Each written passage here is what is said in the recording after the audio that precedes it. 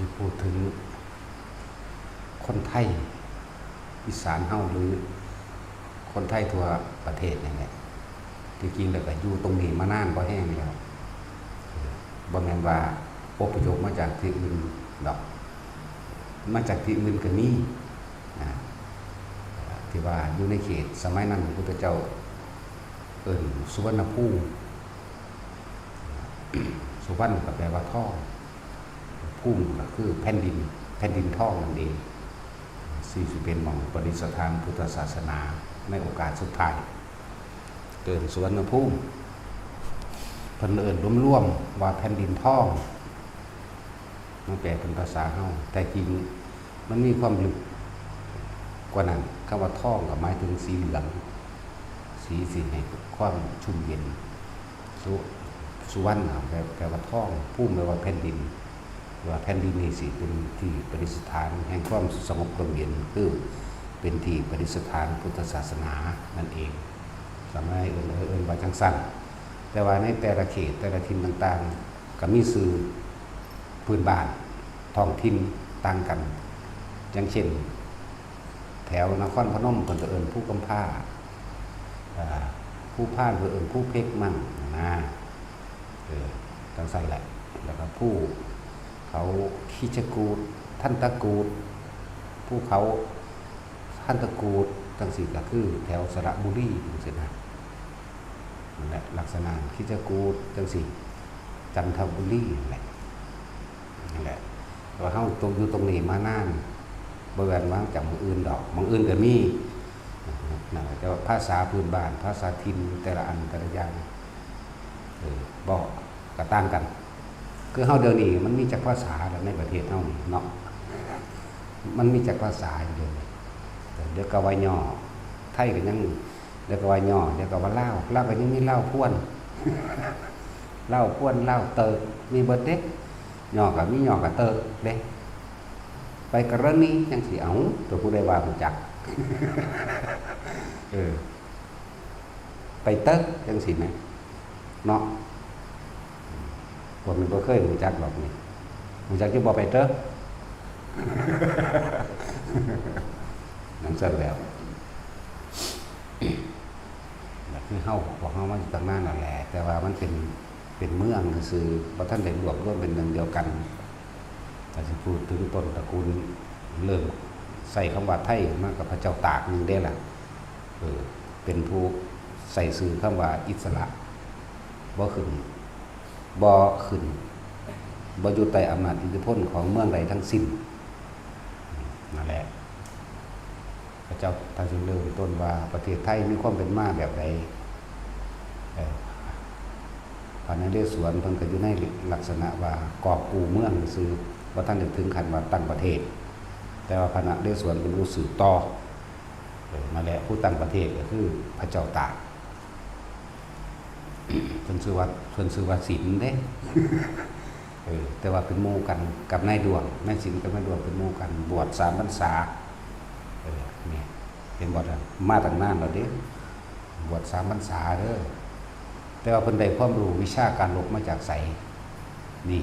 สิบอกเนื้อในลึกๆให้หมู่นายพลทั้งหลายหรือนักเรียนการทหารทั้งหลายจะรู้จักเทคนิคหรือเรียกว่าศาสตร์แห่งการต่อสู้ให้ศึกษาประวัติของพระมโหสถผู้ยิ่งยวดด้วยปัญญามีเบิดในหันเลยบ่ได้เกี่ยวกับคาถาอาคมบ่ได้เกี่ยวกับเลิกงามยามดีเกี่ยวกับสติและปัญญาเลยเหตุการณ์แหละการดูธรรมชาติของสัตว์ธรรมชาติของลมธรรมชาติของอากาศบ่ได้มีคาถาอาคมบ่มีเลิกงามยามดีที่เฮาเข้าใจว่าตำราพิชัยสงครามเอามาดัดแปลงดอกมาดัดแปลงเอาเด้อเพิ่นบวชเพิ่นก็ศึกษา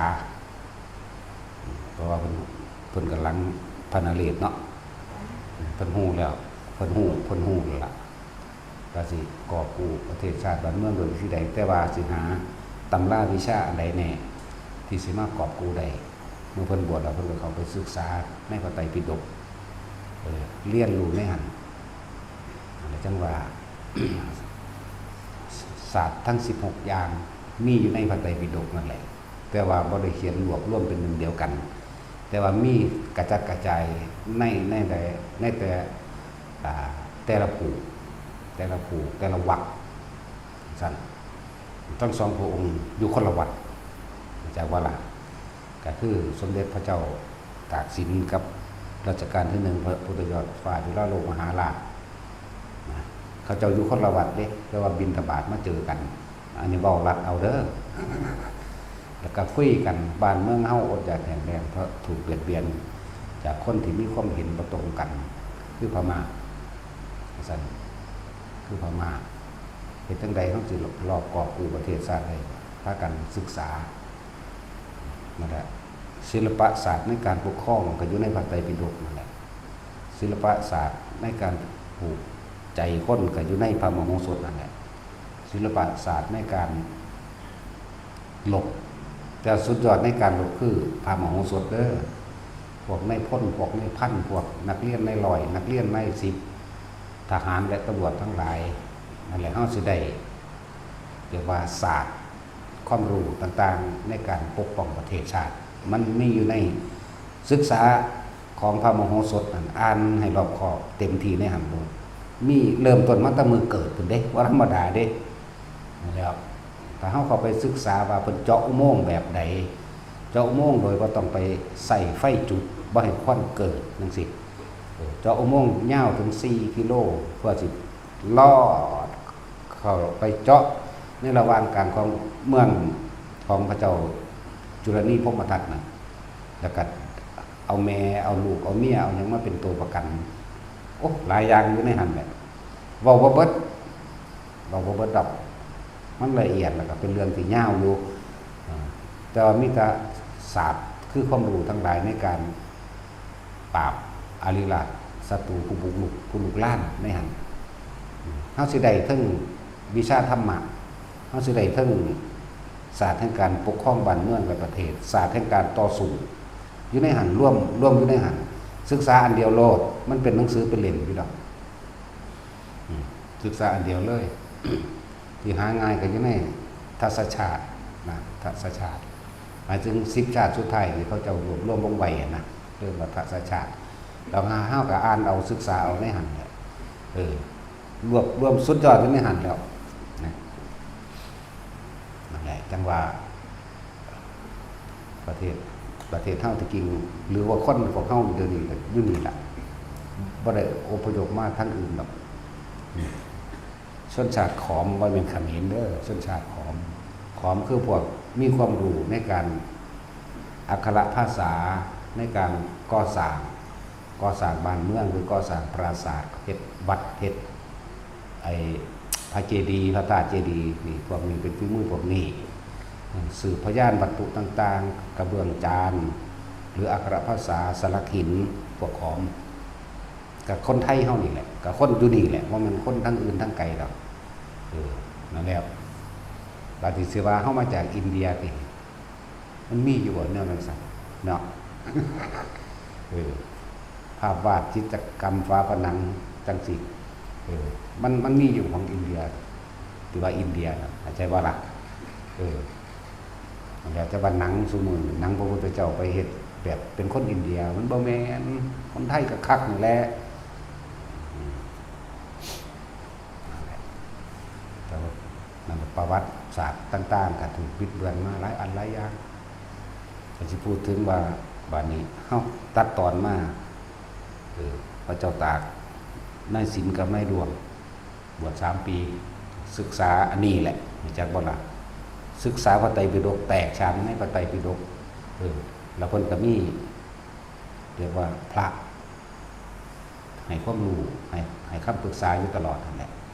นี่ถึงว่าประเทศเฮาเนี่ยเกิดขึ้นมาได้ก็ว่าอาศัยพุทธศาสนาเป็นวิชาการเป็นวิชาความรู้เด้แต่คนซุมื้อนี้บ่ได้เรียนประวัติศาสตร์เลยบ่ฮู้จักหยังบ่นี่ที่เพิ่นทำนายไว้ว่าถ้าศีลธรรมบ่กลับมาบ่หาแต่ว่าโลกาสิวุ่นวายในประเทศในแต่ละที่วุ่นวายแน่หรือคำว่าพระมหากษัตริย์แต่ว่าพระองค์ปกครองด้วยทัศพิธราชธรรมมาจากไสคำว่าทัศพิธราชธรรม คุณธรรม10อย่างประจำสำหรับพระราชาผู้ปกครองชาติบ้านเมืองกับประชาชนก็เอามาจากพระไตรปิฎกเอามาจากพระพุทธเจ้านี่แหละศูนย์รวมอยู่หั่นแล้วก็มีมานานแล้วว่าแม่นว่าหากมีเด้นั่นแหละผู้ใดจะมีความรู้ทางด้านการลบนะมันอยู่ในหั่นแหละ ยุทธศาสตร์การลบเป็นหนึ่งในสัตตุศาสตร์16อย่างของพระพุทธเจ้าเฮานะไปศึกษาเอาพวกในพลในพันพวกนักเรียนในร้อยใน10ในหยังก็แล้วแต่ศึกษาเอาอ่านอย่างขี้ข้านอาทิตย์นึงก็จบดอกเนาะ อ่านอย่างขี้ข้านสุดยอดแล้วขี้ข้านที่สุดในโลก หมายถึงเอาเฉพาะพระมโหสถแม่ผู้ยิ่งยวดโดยปัญญาโอ้มันหลายเรื่องในเทคนิคของเพิ่นมีเบิดนั่นแหละเต็มไปด้วยเลขกลมั่นยาแต่บ่มีคาถาเข้าใจบ่มีคาถาเด้แต่ว่าเต็มไปด้วยเลขกลมั่นยาเอานักรบไปศึกนี่ออกศึกนี่ต้องไปฆ่าแม่นบ่ไปฆ่าเด้เนาะไปค้านี่ไปโกหกนั่นบ่ซั่นคนขายของมันบ่ได้บอกความจริงดอกนั่นบ่แท็กซี่ไปศึกไปฆ่า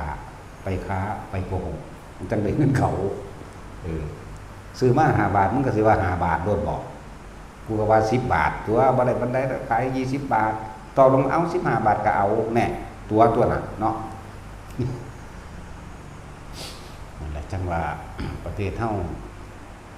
ประกาศอิสรภาพขึ้นมาได้ก็อาศัยคำสอนในพุทธศาสนาตลอดทั้ง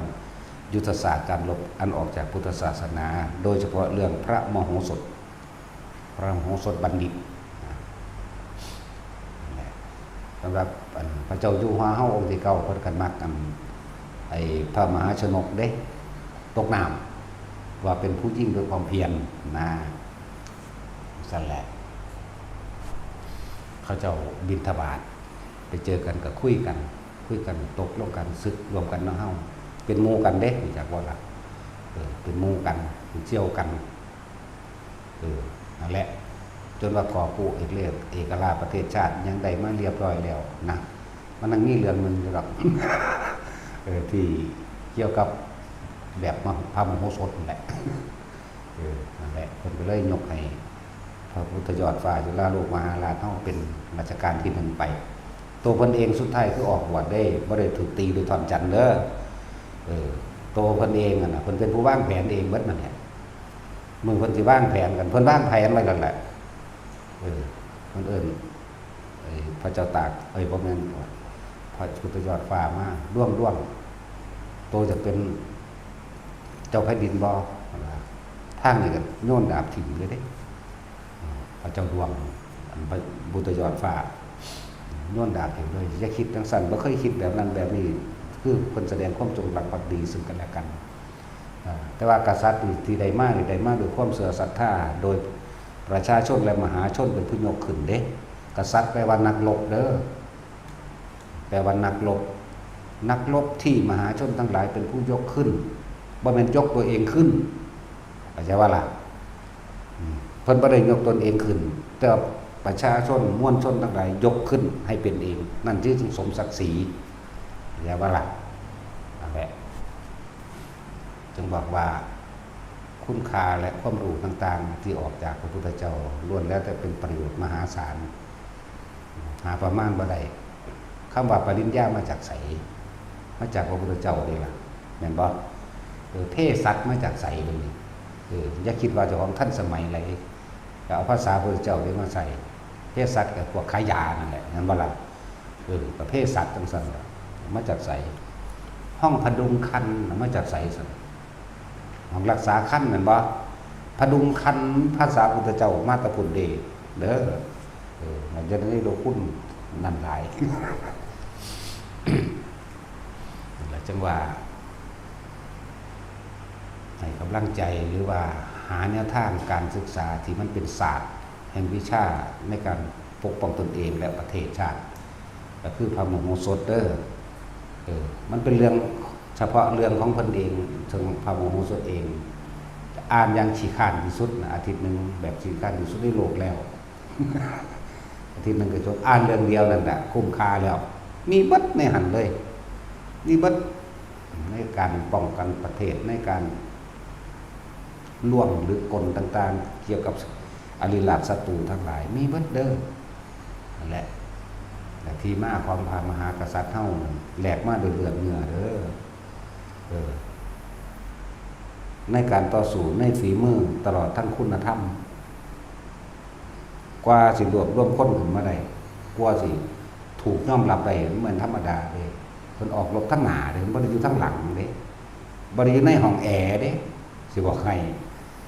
กินอยู่น้ำกันกับหมู่พวกกินอยู่น้ำกันไปเลยจนเป็นที่ยอมรับแล้วเขาก็ยกให้เป็นหัวหน้าอันบ่ล่ะเป็นหัวหน้านักรบโอ๊ยหลายอย่างรัดเอายกให้จนถึงขั้นว่ายกให้เป็นกษัตริย์ยกให้เป็นเนี่ยเพราะว่าเพิ่นก็มีทัศติราชธรรมในหัวใจของเพิ่นมาแล้วแต่ก็เป็นผู้ประกาศอิสรภาพจากเมืองต่างๆเรียกขึ้นชื่อว่าเป็นประเทศไทยแปลว่าอิสระเป็นสั้นหรือว่าพวกทหารแผ่นดินนี่ทหารนี่ถ้าถือว่าเป็นหัวใจของแผ่นดินเด้อทหารนี่คือหัวใจของแผ่นดินเลยนะเพราะว่านักการเมืองสิตีกันฆ่ากันยังปานใดก็ตามถ้าทหารเขามาปึ๊บหยุดนั่นแหละแล้วก็ประเทศของเฮาเองสร้างขึ้นมาก็สร้างขึ้นมาด้วยทหารหารล้วนแล้วแต่เป็นเลือดพระเจ้าตากทั้งนั้นแหละให้มันเป็นทั้งจิตให้มันเป็นทั้งวิญญาณจิตคือความคิดสำนึกในบุญคุณวิญญาณคือความรู้สึกว่าแผ่นดินนี้เป็นแผ่นดินเกิดของเฮาเองปู่ย่าตายายพ่อแม่เฮาเองเราเฮาก็ได้รับความสุขสบายมากครับเพราะว่าปู่ย่าตายายของพวกเฮานั่นแหละเป็นผู้รักษาไว้แม่นบ่ล่ะเฮาเกิดที่หลังเฮาก็ต้องรู้จักสำนึกบุญคุณในเจ้าฟ้ามหากษัตริย์ตั้งแต่กษัตริย์เริ่มมาจากพระเจ้าตากพระพุทธเจ้าฟ้าจุฬาโลกหาราพุทธเลิศลานภัยนั่งข้าวเจ้าอยู่หัวจอมข้าวเจ้าหัวจุกจอมข้าวเจ้าหัวปกข้าวเจ้าหัวปิ่นข้าวเจ้าอยู่หัวเนี่ยจนว่าอนันทมิโดลภูมิพลอดุลยเดชจนถึงรัชกาลที่10วชิระลงกรณ์9เจ้าอยู่หัวนี่ลูกพระเจ้าตากประเทศนั้นลูกพระเจ้าตากลูกนั่นแหละจังว่ามุทหารหารทั้งหลายให้ได้จิตวิญญาณของพระเจ้าตากรักชาติยิ่งกว่าชีพตนเองทหารตำรวจนะเรื่องส่วนตัวไว้ที่หลังแล้วก็โดยทหารทุกเหล่าทัพนั่นแหละพวกท่านทั้งหลายนะเป็นได้ให้ท่านกับตนเองอยู่แล้วเรียกว่าเป็นปรมัตถทานคือสละชีวิตตนเองเป็นทานทำเพื่อผู้อื่นได้อยู่ได้รับความสุขสบายเด้เข้าใจว่าล่ะพวกทหารนั่นนะพวกเจ้าสิมีอาญาแผ่นดินไว้อันหนึ่งก็ดอกนี่เป็นกฎธรรมชาติธรรมดาเป็นธรรมขาค้นโดยปกป้องเพื่อให้ผู้อื่นอยู่ดีมีสุขไม่บาปเพราะว่ามิตราอาญาแผ่นดินแต่ว่าเสื้อก็ตายลงไปถามจุมบาลเบิ่งพอให้ฟังแต่ว่าเสื้อก็ไปพิสูจน์เอาเองนี่ตาญาติแผ่นดินอยู่แล้วก็เป็นปรมัตถทานแห่งชีวิตคือเฮาสละชีวิตของเฮาเองเพื่อรักษาคนหมู่มากจะบอกว่าแผ่นดินนี่ฝากไว้กับทหารบ่แม่นนักการเมืองแต่ก็ทหารนี่ถือว่าเป็นหัวใจของชาติหัวใจของแผ่นดินหัวใจของประชาชนเลยคำว่าชาติก็คือคนนั่นแหละแผ่นดินก็คือที่อยู่เฮานี่แหละประชาชนก็ทั้งหมดนี่แหละพวกเฮาได้นอนอยู่นอนกินสุขสบายมื้อนี้ก็เพราะว่าทหารแต่ว่าทีมาของทหารก็คือกษัตริย์แปลว่านักรบจักว่าล่ะเพิ่นจึงเอิ้นว่าทหารของพระราชาพอมาจากพระราชามาจากกษัตริย์ตะกี้เพิ่นก็เป็นปุถุชนธรรมดาพระเจ้าตากหรือพระนเรศวรก็ตามสืบต่อเนื่องกันมาหาพระเจ้าตากจนมาถึงพระพุทธเจ้าฟ้าจุฬาโลกมหาราชขึ้นมาเพิ่นยกให้กันซื่อเพิ่นบ่เอา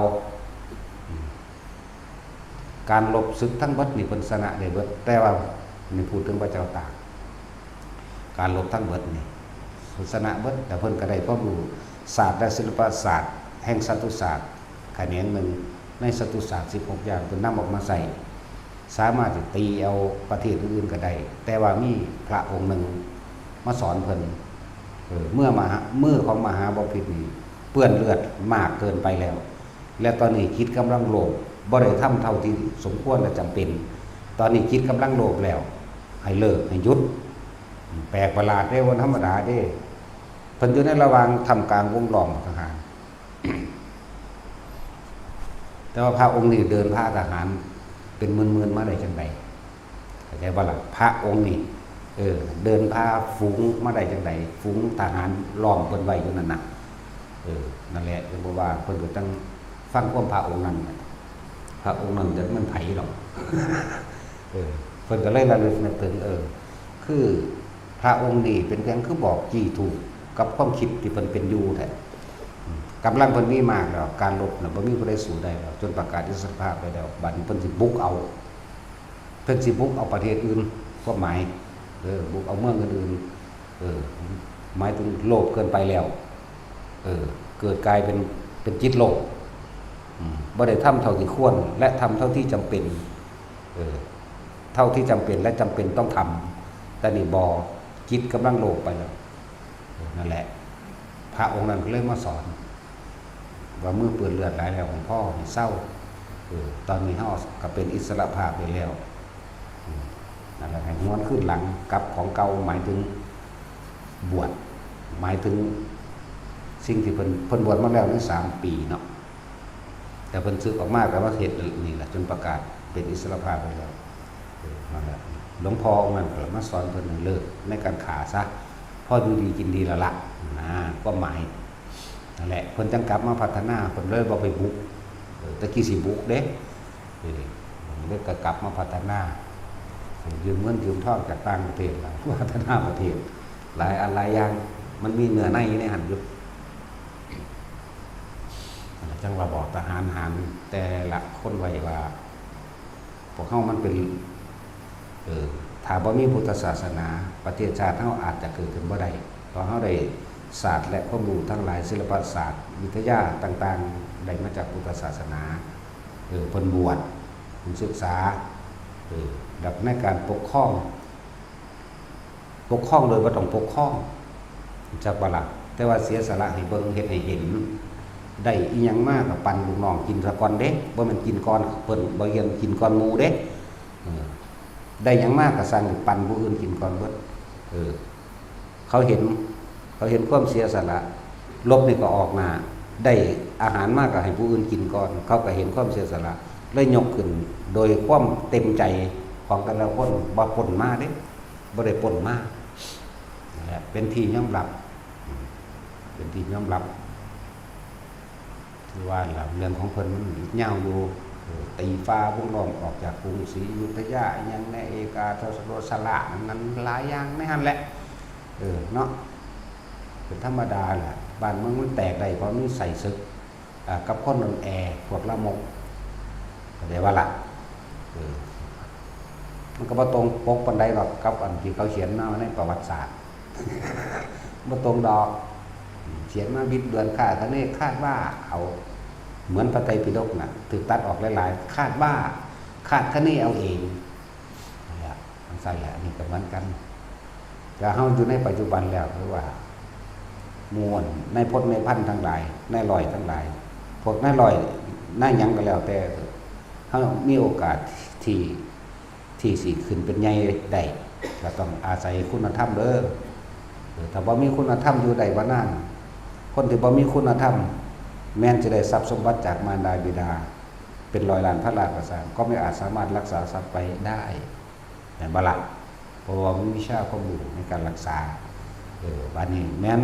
บัดนี้พวกก็ถ้าเป็นพวกที่มียศถาบรรดาศักดิ์และตำแหน่งทั้งหลายก็บ่อาจสามารถรักษายศถาบรรดาศักดิ์และตำแหน่งเอาไว้ได้เพราะขาดคุณธรรมจักบ่ล่ะคุณคือหยังเฮาจะเป็นใหญ่ได้ก็ว่าผู้อื่นเอิ้นว่าเขามีคุณธรรมคือความจริงจักบ่ล่ะเสียสละตนเองต่างหากล่ะเอิ้นคุณธรรมก็ว่านั่นแหละพวกทหารทั้งหลายที่กินกับเลือดเนื้อพระนเรศวรเลือดเนื้อพระเจ้าตากนั่นแหละแผ่นดินนี้เป็น เป็นที่มาได้ก็เลือดเนื้อของบรรพบุรุษพวกเฮารักษามาจังพวกเฮาจังสุขสบายเมื่อประเทศไทยบ่เคยเป็นเมืองขึ้นของไผเลยตั้งแต่เกิดคำว่าประเทศจังบ่ล่ะสั่นแหละเพราะว่าหยังมีคุณธรรมมีสัจจะก็แม่นสัจจะก็เป็นหนึ่งอยู่แล้วบ่เคยเอาเปรียบบ่เคยรังแกมีน้ำใจแล้วก็คำว่าทัศพิตราชธรรมนั้นมีมาตั้งนานแล้วมีตั้งสมัยก่อนพระพุทธเจ้าเฮาเกิดแล้วจังเพิ่นจังนำสิ่งเหล่านี้มาสอนพวกเฮาได้แต่จะว่าก่อนนั้นอีกเฮาก็บ่ได้ศึกษามันสิอธิบายกันยากเนาะเอาสมัยพุทธเจ้าเกิดโลดจังคำว่าทัศพิตราชธรรมต่างๆพุทธเจ้าได้เป็นผู้นำความรู้ออกมาคำว่าปริญญาคำว่าปดุลขั้นคำว่าขั้นหลายๆอย่างที่นั่นซื้อคนนี่เดซันซื้อคนอินเดียมีอยู่บ่ในสมชาย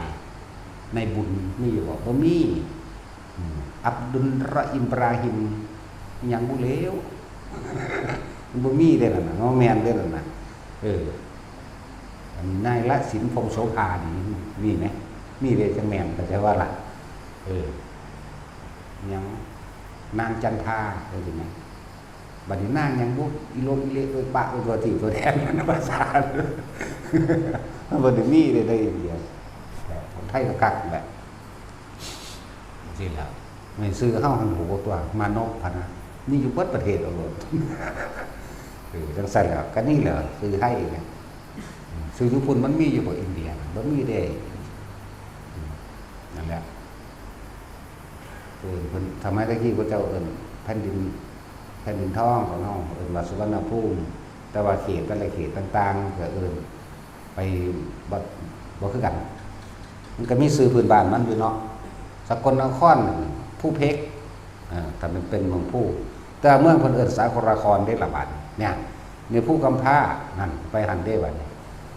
อันนั้นอันยังทันทกูดกับภูเขาอันอยู่หั่นแหละ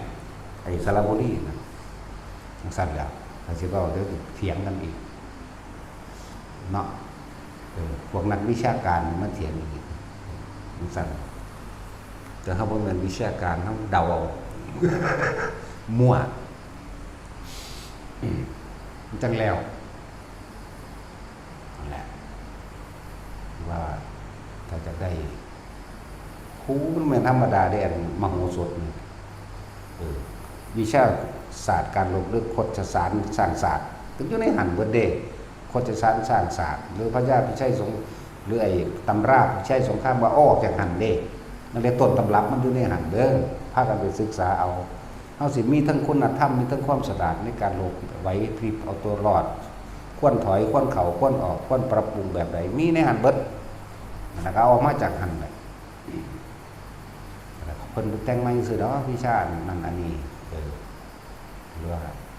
ทหารเอกของบ่แม่นเอกดอกก็มันเอกเบิดนั่นแหละพระเจ้าตากผู้นึงเพิ่นอายุก็ว่างนั่น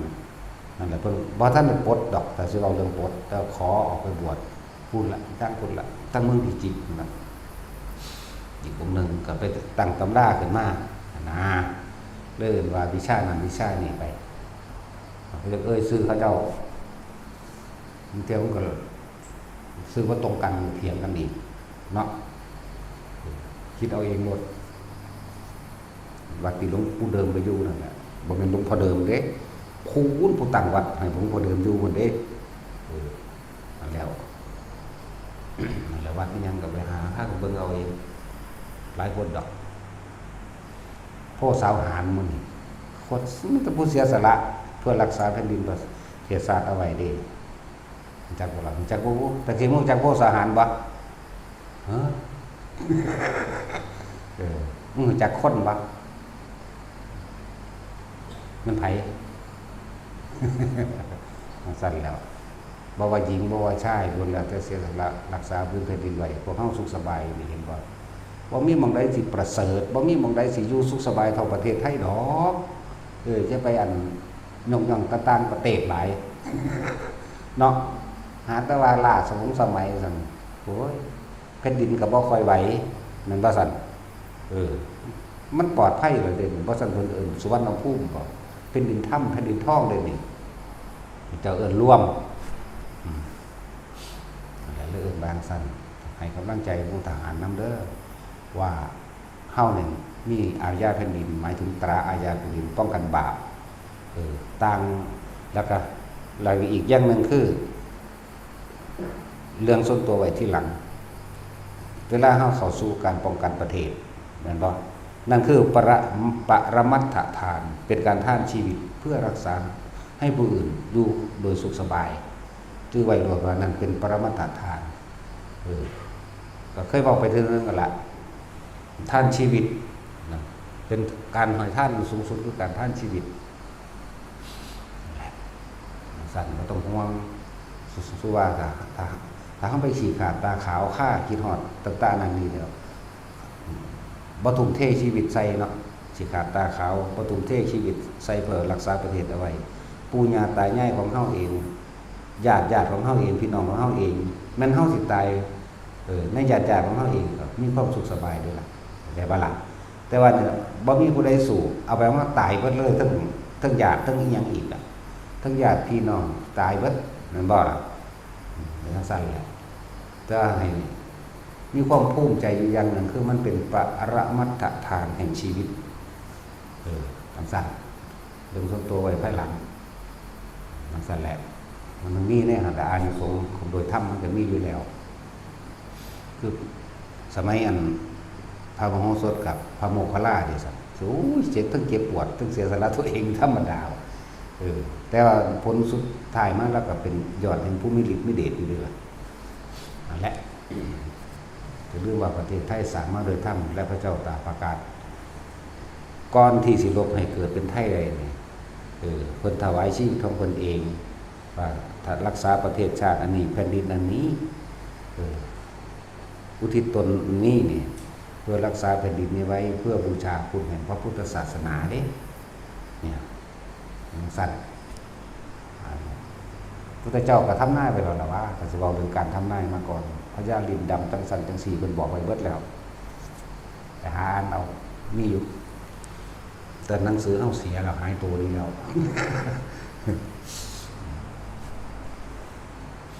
บอกไว้เบิดแล้วหลายยังก็ดีแต่ที่ว่าเพิ่นตายเด็กอันไปตีถึงตอนจันทร์บ่แม่นเด้อมันไปบวชเขาไปป่วยตายเอาเองแต่มันไม่ได้ขาแม้แต่สมเด็จพระนเรศวรมหาราชอะไรกันเพิ่นก็นี้ไปตายไปป่วยเอาเองในป่าพุ่นอุตบาท400ไข่ป้าพอดีกับน้องใช้ร้อยพุทธพระบาทปุ๊บก็ตั้งตายไม่ได้เห็นมันเป็นนรกด้วยราคาเลยเนาะไปสวรรค์อยู่ได้ละเดี๋ยวอย่างสั้นแล้วพระเจ้าตากเหมือนกันเบ้นเราจะต้องนรกด้วยล่ะขาคนหลายกระดอกเนาะแต่ว่าฆ่าผู้อื่นเด็กนั่นแหละเพื่อที่รวบรวมแผ่นดินนี้ไว้เป็นพุทธบูชาเพราะท่านพระเจ้าจะใส่ซื้อไว้บ่ในสมัยการครั้งนั้นมันบอกไว้เพื่อเราละพญาลินดำพญาลินยังมันว่าไปดอกลืมละซื้อนั่นยังสิว่าตรงปกถือมันเถียงกันเนาะแต่ที่เรียกว่าทุกคนนั่นแหละได้อยู่สุขสบายนี่ก็เลยอยากให้ทุกคนเข้าใจว่าทหารนี่คือหัวใจของชาติหัวใจของประชาชนทหารคือหัวใจของแผ่นดินนี่มียังเขาก็ซอยเหลือกันอยู่แล้วทุกเหตุการณ์สงบได้เพราะทหารเด็กแม่ว่าล่ะนักการเมืองสู่กันตีกันเนาะทหารเฮ็ดรัฐประหารเศร้าเด้แม่นบ่ล่ะนั่นแล้วหามบ่อยู่หลายพระเจ้าแผ่นดินลงมาบอกหยุดก็ได้หยุดเด้เพราะทหารคือเลือดเนื้อของคนนี่เรื่องสั้นแล้วแหละไปศึกษาพระมโหสถเด้อมโหสถบัณฑิตนั่นแหละพวกนั้นแหละไปศึกษาเอาหลายอย่างสิเป็นเครื่องหนุนสติและปัญญาเฮาเองแล้วก็หนุนบารมีเฮาพอมีความสั้นฉลาดเทคนิคอย่างต่างๆอยู่ในหันเบิดตำราผู้ใช้สงครามก็ดึงออกมาจากหันแหละถอดออกมาจากหันแหละนั่นแหละสำหรับผู้มีหน้าที่รักษาประเทศถ้าเฮาบ่มีประเทศชาติอยู่พระมหากษัตริย์ก็อยู่บ่ได้อาจจะบ่ประเทศชาติ แล้วหัวใจของประเทศชาติก็คือทหารเข้าใจบ่ล่ะแต่ถ้าเฮาบ่มีทหารเฮาบ่มีแผ่นดินอยู่พระมหากษัตริย์ก็บ่อยู่บ่ได้เหมือนกันและพุทธศาสนาก็อยู่บ่ได้เหมือนกันว่าซั่นจะว่าชาติพุทธศาสนาพระมหากษัตริย์บ่ต้องซั่นว่าเฮาสิเอาแผ่นดินไสมาบำเพ็ญกันแม่นบ่ล่ะนักการเมืองปั่นป่วนภิกษุสามเณรในการรักษาสมณะและคำสอนต่างๆของพระพุทธเจ้าปั่นป่วนไปนำเด้เนาะถ้าเฮาบ่มีประเทศชาติที่อยู่พุทธศาสนาสิอยู่ได้บ่นั่นแหละก็เรียกว่าประเทศชาติเกิดไม่ได้เพราะพุทธศาสนาประเทศชาติเกิดไม่ได้เพราะว่าทหารนั่นแหละทหารกับพุทธศาสนาร่วมเป็นหนึ่งกันได้เลยเพราะไปอาศัยคำสอนพระพุทธเจ้านั่นแหละมาเพิ่นบ่สอนตรงๆดอกก็มีสติปัญญาคิดเอาเองนั่นแหละเว้ยเมื่อครั้งเราสวยชาติเป็นโพธิสัตว์ก็สมัยการทั้งนั้นอย่าว่าแต่ปัญญายิ่งยวดในสมัยนี้เลยเนี่ยมันยังบอกครั้งหนึ่งที่เราตถาคตสวยชาติเป็นมโหสถมันก็เว้าเรื่องเล่าไปก็ไปดึงเอาตัวผมบ่สอนตรงๆได้หลังตอนสอนพระเจ้าปัสเสนมันก็สอนอยู่ทำทั้งที่จำเป็นถ้าจำเป็นต้องทำแล้วก็กับอาจารย์ศัตรูนี่มันก็สอนอยู่เพิ่นบ่ได้สอนให้ขาดหรอกไปคิดเอาเองนั่นเว้ยเนาะแต่เฮาล่ะขาแมงโลดเด้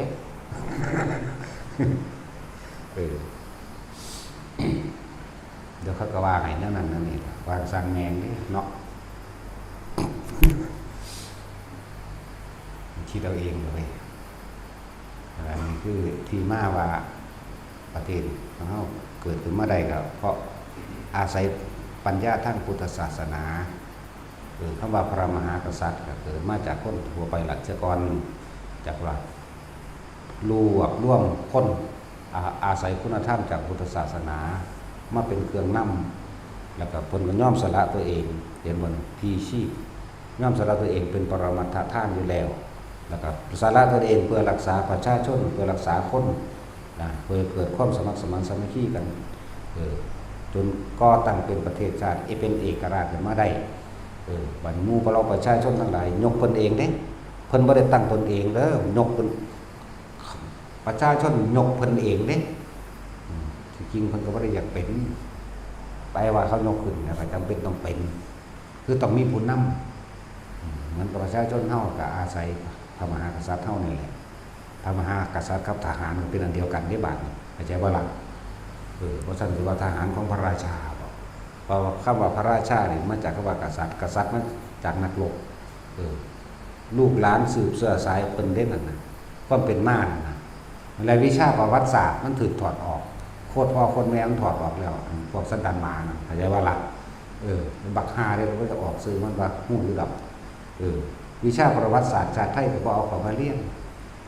วิชาคุณธรรมศีลธรรมก็หน้าที่พลเมืองก็บ่เอาเข้ามาเรียนมันเอาวิชาปีศาจหรือทั้งไหนมาเรียนเนาะแต่คนที่เป็นพ่อเป็นแม่ยุคเด็กอายุ20กว่าปี30ปีบ่จักหยังเด้นั่นน่ะตัวพ่อตัวแม่ก็บ่รู้จักคุณธรรมบ่จักศีลธรรมแล้วโตลูกมันนั่นไปกันใหญ่ตัวเนาะซั่นแล้วก็ว่านำวิชานี้ขึ้นมาเจ้าหยังมาปกครองประเทศเพราะว่าการสิปกครองก็ต้องปกครองด้วยหัวใจปกครองด้วยความเข้าใจเด้ด้วยสติด้วยปัญญาเด้บ่แม่นเอาวัตถุมาปกครองกันเห็นว่าวัตถุปกครองกันยิ่งมุนเบิดล่ะคือเฮาเห็นต่างประเทศก็ยิ่งกันมึงจะเลิ่นไปโลดแต่จิตใจบ่จะเลิ่นโดยธรรมบ่มีเมตตากรุณามุตาอุเบกขาหรอกจะเลิ่นข้าวเดียวเห็นบ่สร้างจังหวัดนิวเคลียร์มันยิ่งกันอยู่หั่นนั่นแหละโลกจะเลิ่นสูงสุดคือจะเลิ่นด้วยเมตตาคือสงสารผู้อื่นรักผู้อื่นเสมอตนรักตนเสมอผู้อื่นกรุณาช่วยเหลือแบ่งปันซึ่งกันและกัน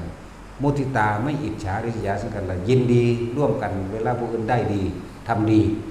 เนี่ยอุเบกขาว่าคิดเป็นกลางในบางอย่างบ่เป็นกลางในบางอย่างเหมือนกันอันนี้บ่ถูกต้องถ้าบ่ว่างแล้วเหมือนกันล่ะครับว่าปล่อยว่างก็ปล่อยปะละเลยก็คนละอย่างกันโลกจะเริ่มลงสู่ก็จำจะเริ่มโดยเมตตาพรหมวิหาร4นี่เองนะสั้นแหละถ้าสิปกครองได้ดีที่สุดก็ต้องปกครองโดยคุณธรรมศีลธรรมตัวมันบ่ได้สอนเขายากด้วยล่ะสมัยเฮาเอาพวก50 50ขึ้นเหนียวไล่เอาเจ้าของเองนี่แหละพระสงฆ์องค์เน้นย่างไปนำถนนหนทางเฮานั่งลงพนมมือเด้แม่นบ่ล่ะสมัยนี้มันสิมีแม่นหยังขี่มอไซค์ต่ำซั่น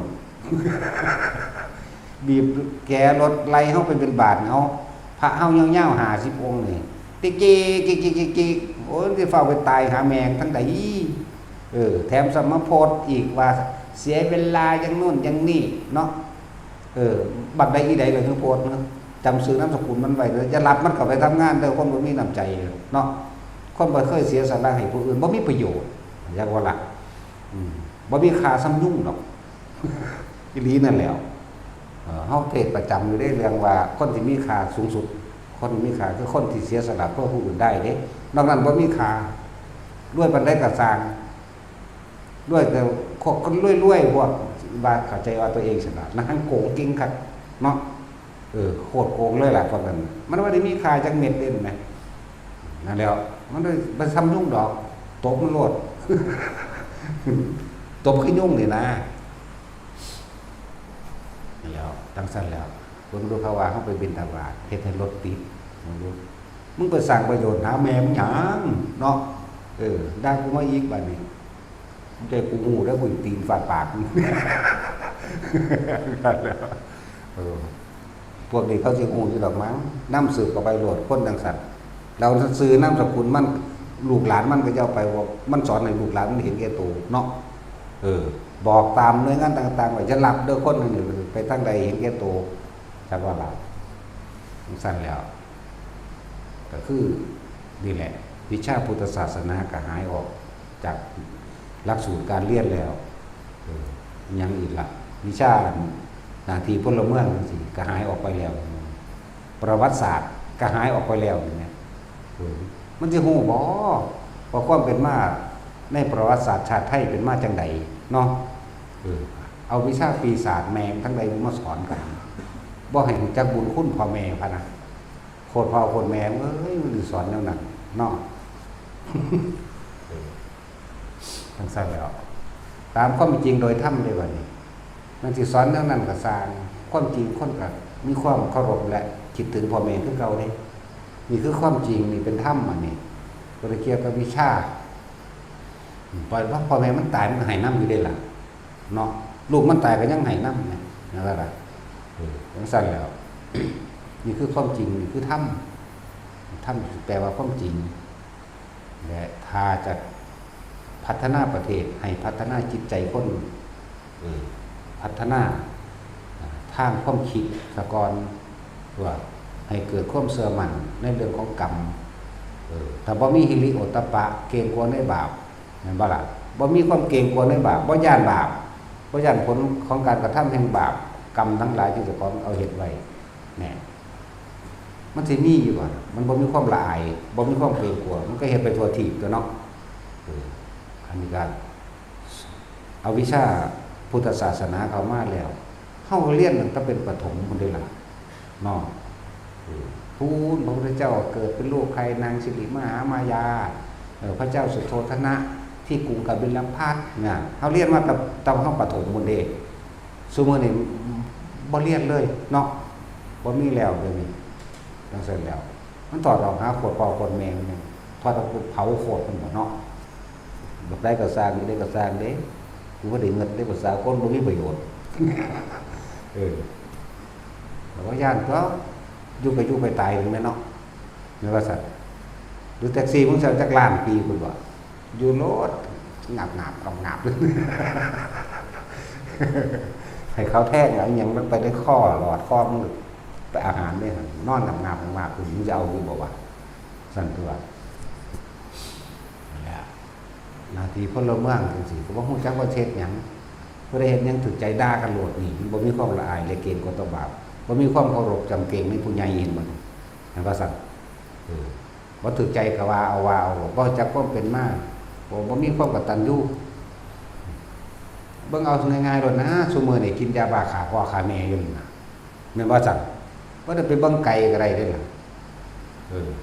คนบ่มีคุณธรรมศีลธรรมนำของบ้าๆมาขายเพราะความเห็นแก่ตัวแม่นบ่จังซั่นตัวบัดพวกบ่จักที่จักแดนหยังก็ไปกิน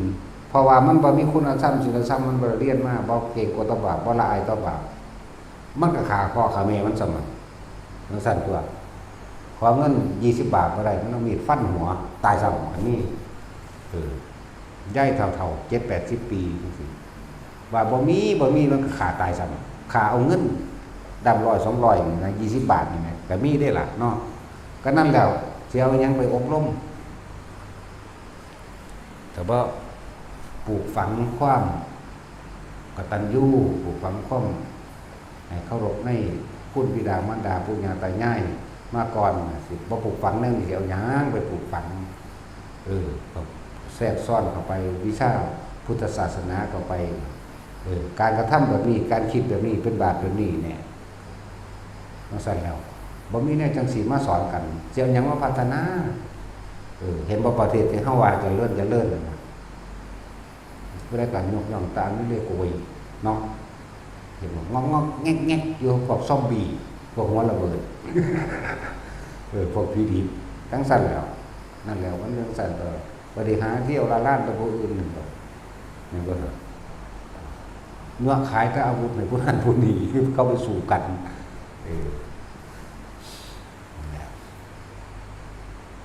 ที่พุทธเจ้าเพิ่นว่าคนที่ไปอบายภูมิเท่ากับขนโคเนี่ยแม่นเด้แต่เฮาจักเถียงเพิ่นออกขนโคล้างตัวพระเจ้าข้า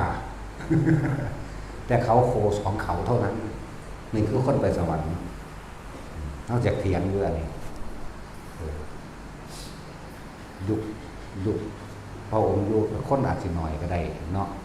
เพิ่นเลยว่าจังซั่นแต่ว่ายุคเฮาอยู่คนมันหลาย เฮาก็เลยต้องเถียงเพิ่นแน่ คิดว่าเขาจะไปสวรรค์พรหมโลกหรือนิพพานอยู่บ่พวกเขาบ่ได้มีคำสอนในมรรคมีองค์8นี่แม่นบ่ซั่นพวกเขาบ่ได้มีคำสอนคำว่า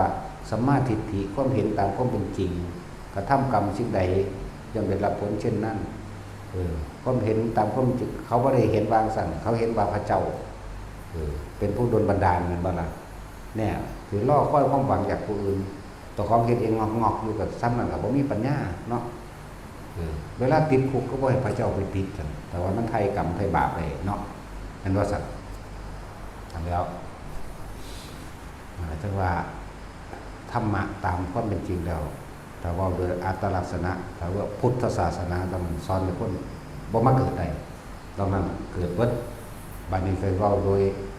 คนในพุทธก็คือกันแต่มีความหวังว่ามีสิ่งศักดิ์สิทธิ์ดลบันดาลมีพระอินทร์พระพรหมผีพญานาคดลบันดาลก็บ่ต่างกันจากเขาดอกอันเดียวกันเบิดเว้าสระเสดยว่า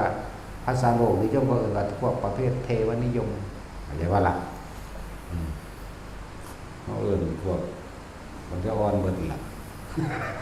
เห็นว่าล่ะนั่นแหละวิชาพุทธศาสนาสูญหายออกไปแล้วก็ประเทศเท่ากับเลี้ยวไหลกว่าเก่าแต่เดี๋ยวนี้มันก็เลี้ยวไหลกว่าแห้งแล้วไงเนาะแล้วลูกกับขาพ่อขาแม่ขาปู่ย่าตายายจังแม่นผู้ใดก็ไปขาเขาหมดเพื่อจะเอาแค่เงิน100 200ก็เฮ็ดเด้คือแต่เงินว่าล่ะสลดใจนะก็สิพัฒนาประเทศชาติก็ต้องพัฒนาทางการศึกษาตัวการศึกษาต้องอาศัยความเชื่อความเห็นเห็นบ่ล่ะอย่างสั้นแหละแต่ว่าอาศัยสิ่งทั้งหลายเหล่านี้มันจะเอาหยังมาพัฒนานำขึ้นมาแต่แม้วิชาศิลป์ต่างๆวิชาศีลธรรมคุณธรรมวิชาหน้าที่พลเมืองวิชาพุทธศาสนาวิชาประวัติศาสตร์ชาติไทยเห็นบ่ล่ะเขาบ่ได้เห็นคุณค่าของมหากษัตริย์แม่นบ่เขาบ่ฮู้ได้ว่าพระมหากษัตริย์มีความเป็นมาจังไดพระมหากษัตริย์เป็นผู้เสียสละเอาตัวเองออกหน้าได้การลบตะกี้เดี๋ยวนี้เพิ่นก็เสียสละเพิ่นก็ลบกับความยากจนเพิ่นก็ลบกับความอยากบ่ให้คนเป็นโรคเป็นภัยบ่อยากให้ผู้ใดอดอยากนั่นแหละถ้าสัมฤทธิ์ราชธรรมเมื่อประชาชนเราใดหมู่ใดขาดสิ่งใดเพิ่นก็สำรวจเบิ่งแล้วเขาบ่มีให้บ่มีหน้ากับประทานที่ดินที่ดอนให้ที่พ่อแม่ปู่ย่าตายายเพิ่นรักษาไว้นั่นแหละเพิ่นสู่ส้นมาด้วยเลือดด้วยเนื้อเพิ่นเองแม่นบ่ล่ะประทานที่ดินให้บ่มีพืชพันธุ์นั่นนี่กับเขาเพิ่นก็ประทานอันนั้นให้ ทุนการศึกษาโอ้ยหลายอย่างภาษาอื่นทัศคิดทัศแปลว่าสิบราชาว่าราชาคือพระราชาความจริงสิบประการที่พระราชาพึงกระทำเรื่องว่าทัศคิดราชธรรมสั้นเลยคือให้ประชาชนทุกหมู่เหล่าอยู่ดีมีสุขบ่ให้อึดบ่อดอยากเพิ่นก็ลบตอนนี้ลบกับไผลบกับความทุกข์ยากลำบากของประชาชนเฮานี้ประชาชนก็คือเลือดเนื้อเพิ่นนั่นแหละว่าเด็กน้อยสมมุตินี่มันบ่ได้จักหยังเพราะว่ามันขาดวิชาศีลธรรมมีแต่คัมภีร์ปีศาจเอาออกมาสอนนี่บ่เคารพพ่อแม่สอนบ่ให้เคารพบ่มีบุญคุณเฮ็ดหยังก็มีแต่สิแบเมื่อขอจากพระเจ้าโคตรแม่มันสิมาทางใดมันสิมีมาทางใดเดี๋ยวนี้เนาะแต่ของก็บ่มีแผ่นดินสิอยู่แล้วก็บ่ให้มันเสกขึ้นให้ใหม่แม่ว่าล่ะสั่นตัวสอนให้ถ้ามันมีหรือมันเฮ็ดให้เกิดสงครามเป็นหยังวะเนาะสั่นตัวก็บ่ดลบันดาลให้มันเศร้าเกิดสงครามเนี่ยบททดสอบเอาไว้ทดสอบแม่มันบอกสั่นตัวพุทธศาสนาเนี่ยสอนทุกคนมีน้ำใจมีเมตตาเขาถึงต้นมันหลดคือว่าเฮานั่นก็ปรารถนาความสุขเสมอภาคกันเบิดนี่แหละเขาถึงจิตใจของแต่ละคนทั้งเบิดความจริงของทุกคนบ่ว่าศาสนาใดเด้อตามธรรมะตามความจริงนี่ทุกคนปรารถนาความสุขบ่ต้องการผู้ใดมาเบียดเบียนรังแกทั้งตนเองเวลาตกทุกข์ได้ยากทุกคนก็ต้องการให้คนมาช่วยเหลือเหมือนกันเลิศละคือหน้าเวลาเฮ็ดนั้นใดดีมากนี่ทุกคนก็อยากให้ผู้อื่นมายินดีกับตนเหมือนกันฉะนั้นตนก็จะไปอิจฉาไปตัวนี่แหละเมตตากรุณามุทิตาเมื่อถึงเวลาอันจำเป็นสูงสุดบุตรภรรยาสามีลูกหลานเลี้ยงหล่อนหรือผู้มีเคารพนับถือตายก็ต้องว่างคิดเป็นกลางคือยอมรับมันกับธรรมชาติที่มันเป็นนี่ตั้งหากคนจะเริ่มสูงสุดนี่ตั้งหากและภายในจิตใจของทุกคนมีเมตตาเหมือนกันเด็กบัดนี้ว่าได้บอกว่าเรื่องศาสนาก็ได้แม้แต่สัตว์มีเมตตาเป็นบ่สร้างเคยซอยคนมีบ่ก็มีอย่างนั้นแมวซอยคนเวลาหมากัดจังซี่ก็มีบ่มีแมวซอยบ่ให้หมากัดคนก็ยังมีเนาะหลายอย่างแต่ละเหตุการณ์นะคนแท้ๆมันเป็นยังไงบ่ได้เนาะบอกกันรู้เรื่องแท้ๆนะคนละภาษานั่นแหละถือว่าตามวิชาพุทธศาสนาบ่กลับขึ้นมากอ่ะจังซี่แหละได้นำป่ากันเอาไปอบรมเอาหยังมาอบรมผู้อบรมก็บ่มีคุณธรรมศีลธรรมแหมแม่นบ่สิเอาหยังมาสอนเขาเห็นบ่นี่มึงเฮ็ดมากเขาก็จำมึงติดคุกบ่ได้เว้าเรื่องบาปเรื่องบุญเนาะบ่ได้เว้าเรื่องฮิริโอตตัปปะบ่ได้เว้าเรื่องความเกรงกลัวต่อบาปย่านการรับกรรมผลข้างบาปต่างๆสิ่งแล้วโรงเรียนทุกมื้อได้เกิดกลายเป็นการแข่งขันไปแล้วเนาะแข่งขันก็ต้องมีความแพ้ความชนะเมื่อมีความแพ้ก็ก่อเวรก่อกรรมอาฆาตกันเมื่อมีความชนะก็เย่อยิ่งเจ้าของทั้งสั้นตัวตะกี้ว่ากีฬายังว่ากีฬาสามัคคีเนาะเดี๋ยวนี้ก็สามัคคีเด้เอาเป็นเอาตายขนาดระดับโรงเรียนเลยนี่ภายในประเทศเจ้าของแท้ๆนี่เนาะยังเอากันเอาเป็นเอาตายตีกันฆ่ากันโอ้ยกีฬาวิญญาณวิเศษ5ให้บ่แม่นที่มันเอายาบ้าให้ที่ซุมื้อเนาะแต่ว่าแต่สินี่แล้วก่อนมันสิหมุนไปกว่านี้พากันนำเอาขึ้นมาซะวิชาประวัติศาสตร์ชาติไทยหุ่นไล่มากแล้วสมเด็จพระนเรศวรพระเจ้าตากมีความเป็นมาใดการวิชาพุทธศาสนาก็นำมาซะหน้าที่พลเมืองต่างๆควรทดแทนบุญคุณมารดาบิดาจังไดจังซี่ก็นำมากกว่าสิเอาหยังไปพัฒนาประเทศถ้าบ่พัฒนาจิตใจก่อนสั่นว่านั่นแหละทราบว่าท่านได้มีศึกยามศึกเราลบยามสงบเราพัฒนาก็คือภาวนานั่นแหละภาวนาก็คือพัฒนาจิตใจนั่นแหละจักบ่ล่ะแล้วมันผู้ใดอยากรู้ได้ความจริงมัน ถามเบิ่งจิตใจของบ่ว่าสิเป็นทหารบ่ว่าสิเป็นคนธรรมดาคือพวกเฮานี่บ่มีไผอยากลบเนาะเป็นหยังคือบ่พากันเฮ็ดแหล่งทำมาหากินภาษาหากินสร้างตายนี่เนาะที่พระเจ้าเว้าไว้อาหารเป็นที่หนึ่งของโลกเนาะอาหารนี่อาหารที่อยู่อาศัยเครื่องนุ่งห่มยารักษาโรคแน่นี่นึงได้ความจำเป็นนะคือบ่พัฒนาเขตพื้นที่นั่นปลูกนั่นกินปลูกนี่กินหน้าเฮาก็ว่าไปตัวอันนี้มีแต่สิสร้างอาวุธขายให้กัน สร้างอาวุธฆ่ากันสั่นตัวนั่นแหละธรรมะก็ต้องมีแทรกซ้อนเข้าไปนำตัว ว่าคนที่ได้รับมรดกจากพ่อแม่ถ้าบ่มีคุณธรรมซึมซับก็บ่อาจสามารถรักษาทรัพย์สมบัติที่ได้มาได้ว่าซั่นคนที่ได้ยศถาบรรดาศักดิ์และตำแหน่งทั้งหลายถ้าบ่มีคุณธรรมก็บ่อาจรักษาตำแหน่งคุณธรรมแห่งตนเองรักษาตำแหน่งและยศถาบรรดาศักดิ์แห่งตนเองได้เด้เข้าใจว่าล่ะนั่นแหละคนที่สิเคารพนับถือกันคิดถึงกันด้วยความจริงใจจริงๆก็คือคนที่ช่วยเหลือผู้อื่นโดยไม่หวังสิ่งใดตอบแทนด้วยความจริงใจเป็นห่วงเป็นใยกันแต่ว่าบ่มีผลประโยชน์บ่มีหวังว่าจะได้ผลประโยชน์จากเขาได้บุคคลผู้นั้นมันตายไปเขาก็คิดฮอดว่าล่ะแต่บุคคลที่บ่มีน้ำใจสิบ่ทันตายเขาก็อยากให้ตายเด้ นั่นว่าล่ะก็ผู้ใดก็ต้องการความเมตตากรุณาเมตตาคือกันเด้ทั้งสั้นแล้วแต่ว่าถ้าบ่มีวิชาพุทธศาสนาจักสิสอนมันว่าจังไดเนาะบ่เข้าใจสอนแต่สิให้เอาเปรียบดึงมันสอนให้เอาเปรียบสอนให้ชนะแม่นบ่บ่ได้บ่มีความอภัยไปเลยขนาดโรงเรียนกับโรงเรียนไปแข่งกีฬาสีกันซื่อๆก็ตีกันมาคู่กับทิศกันเพราะคู่แม่คู่ซุมื้อนี่ก็คู่หีแมวหยังเนาะมันเลยคู่ต่วยไปอีกแล้วจักบ่ล่ะคู่ต่วยเนาะเขาเรียกว่าควายตู้นะ ก็คู่ซุมื้อนี่ก็บ่มีคุณธรรมศีลธรรมสอนนักเรียนก็สอนไปอีหยังหีแมวบักกดพอกดแมวนี่ ซั่นแล้วโรงเรียนต่างๆถ้าสิพูดถึงเลยโรงเรียนต่างๆที่มันมีมาเท่าซุมื้อตลอดทั้งมหาลัยอิหยังก็ซั่นออกจากวัดว่าศาสนาพุทธสมัยตะกี้คนเรียนโรงเรียนวัดความรู้มาจากไสมาจากวัดมาจากไสมาจากพระพุทธเจ้าแม่พุ่นต้นมาอีกล่ะหมายถึงกับพระพุทธเจ้าได้เลยผู้สอนวิชาความรู้ต่างๆเฮายังได้เรียนโรงเรียนวัดอยู่เด้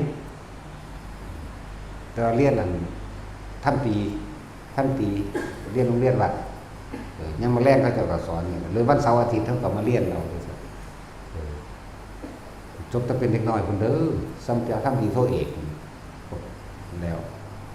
ล้วก็ท่องจำเอาเด้ซุมื้อนี้ว่าถ้าไปลงซื้อไว้ได้แมงวัดนี่ล่ะบ่จักหยังได้คือเก่า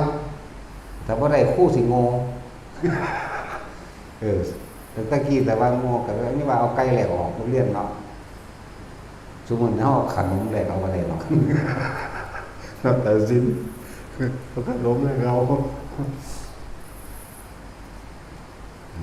แล้วขนมไปแหลกเอาดูนี่ ตะกี้เอาไก่แหลกออกเนาะโตก็ตกอยู่จังซั่นเด้3 ปีก็อยู่เป็นทรโขงอยู่หั่นแหละ เป็นนักเรียนโขง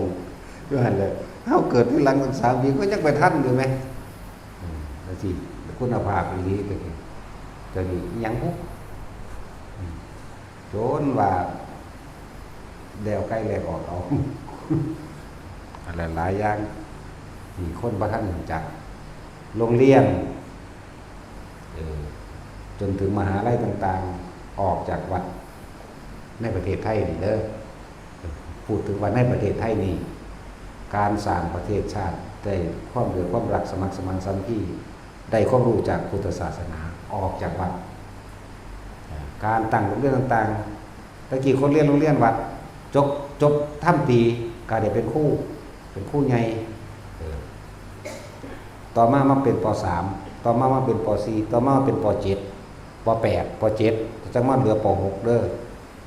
มีคนบ่ฮู้จักซ้ำเด้นี่เนาะ นั่นแล้ว ออกจากวัดความรู้ต่างๆออกจากวัดตะกี้ภาษาไทยท่านมีเป็นภาษาขอมขอมนี่เป็นพวกมีความรู้ทั้งศิลปศาสตร์ต่างๆในการปั้นในเรื่องอักษรแล้วก็เป็นแหล่งความรู้เด้ของบ่แม่นเขมรเด้อนั่นแหละอยู่จักแมงอยู่ การเฮ็ดพระธาตุเจดีย์ต่างๆในสมัยเก่าพวกขอมสิว่าอย่างหนึงว่าพวกช่าง10หมู่บางทีนะเป็นแหล่งความรู้จากมันมันยังใหม่อยู่เด้คำว่าสร้าง10หมู่ยังใหม่อยู่นั่นแหละแต่กี้เป็นนั้นคือว่าอักษรขอมอักษรถ้ำนั่นว่าอักษรขอมอักษรถ้ำนั่นแหละมันมาแบบนั้นถ้าหั้นสิเว้าเรื่องนี้เราพูดกันอย่ามานี่ได้พูดหลายพุทธศาสนาเนี่ยเป็นแหล่งความรู้ทั้งหมดในประเทศไทยนี่เอาเฉพาะประเทศเฮาก็ได้บาดนี้จะว่าทั่วโลกก็ได้เด้เอาประเทศอังกฤษก็ปกครองแบบสินหาเด้เนาะบุพภาวนาสิกขาได้เขาเอาไปนั่นแหละก็เริ่มเมืองผู้ดีเดินเศร้าดีแล้วล่ะก็เหมือนกันนี่แหละกับพวกเฮาเดี๋ยวนี้เลยเริ่มเละๆเทะๆไปนำกันครับเด็กน้อยซุมื้อนี่มันสิเข้าใจบ่พูดแล้วเนาะมันบ่เคยเห็นเอาควายไถนาแม่มันบอกบ่มีดอกแต่บ่สันเห็นแตรถไถ สั่นตัวซุมื้อนี้ทำฉีดยาเข้าหรือยังเอาโดรนล่ะเนาะฝุ่นบะอยู่ไปพุ่นล่ะโอ้ยมีจักความอดทนมาแม่จังไดใส่มันไปซื้อผงชูรสแม่นั่นเอาจักกัน10เมตรมันเห็นไว้ไม่แล้วรถดอกโอ้ยมันโดนมีความอดทนอย่างอ่างตลดแบบบ่มีรถ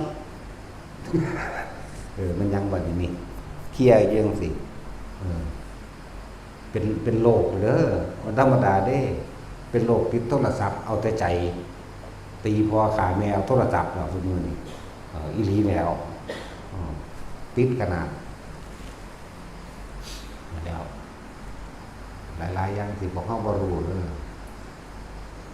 ประเทศไทยนี่เกิดขึ้นได้เพราะพุทธศาสนาและโรงเรียนทุกโรงเรียนที่เกิดขึ้นมีต้นตอออกจากพุทธศาสนาออกจากวัดจากวัดออกจากวัดเนี่ยหลักสูตรเรียนต่างๆและกฎหมายออกจากภายในของในพุทธศาสนากฎหมายสมมุติใส่อยู่นี่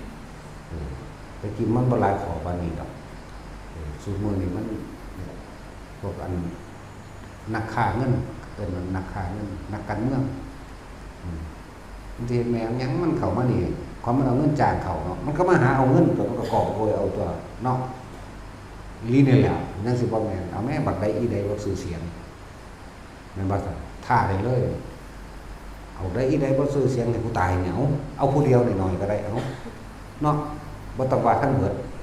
ว่าทั้งเบิดมันก็ซื้อทั้งเบิดตัวเข้ามาเขาก็เข้ามากอบโกยเอาหมดตัวนั่นก็ซะภาษากอกน้ำซื้อกอกน้ำหิแมงอันละ80,000โลดกูซื้ออันละ12 บาทนี่กอกน้ำก็ดีโถส้วมสิแม่แสนสองเนาะเห็นว่าเสาไฟฟ้าที่เราเฮ็ดโค้งๆมันมีไฟละติดเมื่อวานอะไรแท็กซี่โอ้ยกูวันน่ะ85,000ได้นั่นน่ะสูไปซ่อนบางแน่พุ่นแล้วรถไปซ่อนมา85,000ได้นั่นน่ะเสานี่เฮาเฮ็ดเอาเองก็ได้1,000 กว่าบาทสั่นเลยนั่นแหละแม่นหยังสั่นโกงบ่สั่นพวกวัสดุที่เฮาพอเห็นเลยพวกปวกพวกมดแดงพวกมดแดงมดดำพวกปวกพวกสัตว์นี่เป็นยืดยานั่นแหละแม่นเบิดเด้เวลาเขาลบกันสงครามกันสัตว์เหล่านี้ก็ได้รับความลำบากเรียบร้อยเด้บ่ว่ากับคนเด้เขาตู้พวกเรานี่ตายตัวใดได้น่ะตายเราสิไปสวรรค์อยู่บ่ลงนรกคือเก่าคิดพ่อบ่เวลาเขาลบกันเขาระเบิดใส่กันหรือแม้กระทั่งเขาซ่อมลบเนาะตุ่มไฟใหม่ไปหมดตายเท่าใดพวกให้ตายเท่าใดมัดเม่นทั้งหลายตายเท่าใดสังเสษจะตายเท่าใดหลายคักก็พวกเขานั่นแหละสิได้ไปรับแบบนั้นสั้นแล้ว งั้นเบิดนั่นแหละนั่นแหละเขาบ่ได้เชื่อหรอกบ่เชื่อกระซ้างสุขก็ได้รับคือเก่าบ่เชื่อก็ตามคนเขาเห็นบ่แห้งเลยเท่าใดอสงไขยแล้วก็มีได้ถามโทษสิว่ามึงสิได้เป็นขี้ไก่กือมึงจักกับเท่าใดแล้วเสือกตอบเข้าได้เสยแม่คิดมาเนี่ยก็ว่า3อสงไขยแล้วซั่นโทษ3อสงไขยมันบ่ได้น้อยเด้ตะกี้มึงเป็นหยังถ้าไว้ภาษาตะกี้ว่าเป็นปุโรหิตเป็นนักกฎหมายตัดสินคดีโกงมันโกงเงินในครั้งพร้อมกับโกงหมดแล้วนี่ได้มาคิดได้เมื่อสายไปแล้วนี่เด็กวันนึงเป็นหยังเป็นเสนาบดีมั่งเป็นอมาตย์อันนี้นั่นกี่โกงมั่งนะจังสั้นแล้วตะกี้ระวางสั้นนั่นแหละเขาก็เสื้อกับซางเดี๋ยวรับผู้เก่าความจริงอย่างหนึ่งความเสื่ออย่างหนึ่งสังเกตเป็นตัวดันเวลาเขาสอบลบตุ่มเคยคิดพอว่ามีสัตว์ตายบ่แต่ละคนอยู่นี่เคยคิดพอว่ามันให้น้ำต้นไม้บอกให้คือให้อยู่น้ำไก่นั่นไหมเคยเห็นบ่คือให้น้ำไก่น้ำห้างไก่ไข่มันเห็นไหมมันเคยไปปงห้างไก่บ่เดินนี่ให้ขึ้นเต็มมืออยู่นั่นน่ะเนาะสั่นตัวเขาได้บอกว่าเอาใบตะไคร้ไปใส่แหละพวกให้พวกสัตว์ต่างๆที่อยู่ในหันมดดำมดแดงมดยังแล้วแต่ถือไฟลวกตายนั่นแหละคือเศษกรรมที่เขาได้รับพวกขี้โกงทั้งหลายนั่นแหละเศษกรรมมันบัดนั้นเฮาคิดเฮาเบิ่งมันประเทศที่เขายิ่งกันหมุนเบิดตึกล่ามันจอมสัตว์ทั้งหลายตายหลายกว่าคนเด้บัดนั่นบ่ล่ะนี่แล้วผู้ใดเคยคิดถึงจิตใจสัตว์ตัวนั้นแน่บัดเล่านั่นแน่เฮาเข้าถึงความรู้สึกของเขาเด้จังว่ามันน่าสงสารหมู่สัตว์ทั้งหลายในการต่อไปโหดร้ายยิ่งกว่านี้อีกเวลาเฮาเทน้ำร้อนลงไปตามที่ดินที่ดอนบางทีก็ไปถึงมันดำมันแดงถึงให้เข้าใจว่าแม้นว่าเฮาบ่ได้ตั้งใจบ่เป็นบาปแต่ว่าเป็นเศษกรรมของสัตว์เหล่านั้นนั่นบ่ล่ะสิว่าหยังก็พวกไปตั้งใจเป็นบาปเด้อก็อย่าตั้งใจตัวเวลาขาเฮ็ดบ่ได้เนาะแต่สิเฮ็ดได้บ่กูเฮ็ดได้อยู่เด้กูค่าเฉยๆไร้อารมณ์คือบ่แม่นดอกแต่กูไปกูยังยอมอยู่ว่าสั่นกูเบิ่งแม่งอยู่สั่นความรู้สึกเขาความรู้สึกเฮาคือเดียวกันเจ็บปวดเหมือนกันถึงมันสิเป็นสัตว์ก็ช่างมันว่าซื่อๆเด้ตาขาซื่อๆคือว่าแหละแหละจังว่าคนกลัวนรกเอาไว้มั่งนะจะคิดได้มาสายไปแล้วแต่ว่าจังไรก็ช่างเถอะพวกเขาก็อาจสามารถที่ไปจัดการความคิดเห็นของภายในพยายามควบคุมความคิดเท่าดีกว่าความเชื่อนั้นเป็นเรื่องส่วนตัวอยู่แล้วไม่มีผู้ใดบังคับความเชื่อของภายในไม่มีผู้ใดบังคับความคิดของภายในฉะนั้นเฮาฮู้อยู่แล้วว่าสิ่งทั้งหลายรวมสิจิตเกิดตายรวมสิจิตบ่เกิดเป็นอยู่สิจิตเฮากันจากบ่ล่ะฉะนั้นควบคุมความคิดของเองคือว่าให้มันออกไปทางที่เป็นอกุศลคิดกุศลซะก่อนคิดอยากใส่บาตรคิดอยากไหว้พระคิดอยากสวดมนต์บทนั้นบทนี้คิดอยากฝึกหัดปฏิบัติธรรมนะแล้วก็เริ่มคิดว่าเห็นเขาใส่บาตรสาธุในใจเลยฝืนเอาซะก่อนที่แรกทำอิจฉาเขาหลายไปเลยเนาะฝืนเอาเห็นคนใส่บาตรเห็นคนสังวัดเห็นคนทำความดีฝืนโมทนาสาธุน้ำเขาในใจซะก่อนฝืนไปฝืนมากก็เกิดความเคยชินเองแต่ความเคยชินเกิดเป็นความเชื่อมั่นในตนเองจากความเชื่อมั่นในตนเองก็เป็นเราก็ทำเองมันจะคอยแทรกซึมมาจากความสบายใจระหว่างอิจฉาคนทำดีกับโมทนากับคนทำดีอันใดดีกว่ากันนั่นว่าล่ะคิดเอาในตนเองก็เห็นเขาไปทำบุญมหานี่คนที่อิจฉาไฟเผาตัวของเด้ความบ่พอใจในตนเองไฟคือราคะความบ่พอใจบ่พอใจที่เขาไปทำดีเนาะเป็นสั้นแล้วแต่มันไปเอาหนาดับนี่ไม่จะของอยู่ตอนนี้เนี่ยกับคนที่ว่าไปทำบุญนั่นเห็นได้เนาะคือได้โอกาสของเขาสาธุเด้อในใจเฮานั่นแหละเนี่ยมันก็ดูเขา มันก็สบายใจก็มันสบายใจกันเวลาเฮาไปเฮ็ดเองก็ที่แรกก็ฝืนเฮ็ดแบบเก้อๆเขินๆกันเนาะทางคนใส่บาตรยังอยากอายเด้เนาะทำดีแท้ๆก็ยังอยากอายเด้ไปสแต็กเรานะเปิดเพลงเติมขับบ้านขับเมืองอยู่เนาะมันคือบ่อายคือโอ้ยพวกแม่งลิงหมาเป็นเรื่องถูกต้องเด้เป็นเรื่องสนุกสนานเป็นเรื่องฮิ้วกรูไปทำเขาเนาะเนี่ยว่าล่ะถ้าเห็นคนไปใส่บาตรย่อยเขาเด้พวกบ้านเนาะมันสันเดชคนใส่บาตรมันไปวัดไปว่าหาว่าคำคือมึงหลักมึงสิคำคือขัดมึงสิไปของเก่ามึงอยู่การปฏิบัติธรรมมันเป็นของล้ำสมัยบอแมนล่าหน่วยบอแมนล่าเด้ล่าสมัยมันคืออย่างล่าสมัยบอพึ่งการจักใส่บาทในเด้อจักแล้วใส่ลายกันหลายใส่ลายถึงง่ายก็ใส่บาทเนาะนั่นวะไปใส่บาทก็อยากอายคนเด้หมู่ไปหลีไปก็มีเก้อเขินเห็นจังไหนเงี้ยโอ้ยมาธรรมดาเด็กใส่บาทก็สิมาสนมันคือการเงอะงะมากอยากอายคนอยากเข้าว่าเบิ่งดูนั่นน่ะนั่นแล้วพวกเจ้าว่าแมนบ่ล่ะแมนเบิดอะไรพวกอันนั่งอยู่เดี๋ยวนี้แมนเบิดเลยนี่ที่แรกกับฝืนที่แรกกับมองใส่มองขวาอย่างเข้าว่าเนาะว่าแท็กซี่มึงก็เป็นบ่แม่นบ่ใส่บาทที่แรกมึงเขินบ่จังสั่นแล้วซัวซ่ามันเดินใส่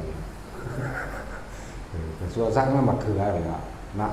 เป็นเกิดเขินเบิ้งคนนั้นเบิ้งนี่ห้างเดียวเป็นร้อยลีสยันทุเรียนเนาะให้เราตาจุยเอาเงินจุยดัดเด้มาจังยังเด้นั่นโตชิบหายเด้ตัวนั้นไว้ยังเข้าห้างเบิดเข้าขู่จุดเทียนไว้บ่ไปดับไฟใหม่สายกันไฟไงเบิ่มอยู่ถ้าเป็นของผู้อื่นมันใหม่หอดบ้านหอดเมืองหมดแล้วอันนี้ไฟเนี่ยของเขามันเลยใหม่เย็นๆอยู่ซิก็อยู่บ่เป็นหยังใหม่เบิ่มแม่งอันนั้นตัวชิบหายนั่นจะสิว่าจังได๋ด่ากับสังนั่นแหละด่ากับสังเก่าหรือสิเร็วกับเขาความคิดถูกลบกับเขาอีกบ่พัฒนาหยังเลยเลยโอ้ยศูนย์ก็เก็บใจเฮาอยู่ซื่อหางนี่หัวหลอดดีกว่าหัวหลอดไปจักหยังบอกคุ้มตัวเองดีกว่าเด้อไปก็ดีเฮาบ่อาจสามารถสิเฮ็ดให้โลกนี้หรือคนทั้งโลกนี้สัตว์ทั้งโลกนี้เป็นไปดังที่ใจเฮาอยากให้มันเป็นเนาะฉะนั้นเรียกว่าตนแรกเป็นดีของตนเอาตนเองให้มันพ้นเลยเฮาซอยผู้อื่นได้ก็ซอยเท่าที่กำลังให้มันซอยได้เท่านั้นแหละเท่าที่จำเป็นเท่าที่เห็นเฮาว่าสามารถเฮ็ดได้ก็สิพูดถึงว่าแหละพระพุทธเจ้าเกิดมานับประมาณบ่ได้เด้มากยิ่งคนเป็นไส้ในพื้นโลกนี้แล้วซึ่งเป็นของเกิดได้ยากมันคือเบาเด่นเด้มันทางบ่แม่นเด้มันยากที่สุดเด้แต่เฮาเห็นพระพุทธเจ้าองค์นี้องค์เดียวก็พอแห้งชีวิตเฮาสั้นๆนิดเดียวนี่เฮาก็ยังเข้าใจว่ามันยืนยาวแล้วเนาะบ่ได้ยาวเลยเทียบใส่สวรรค์เป็นละหม่อมเป็นละอันนั่นแล้วของเขาหายใจเดียวนึงเฮาเกิดตาย3ศาสตร์ก็มีธรรมดานั่นแล้วนั่นบ่ควรประมาทควบคุมตัวเองคือหยังตัวเองคือจิตตัวเองคือใจ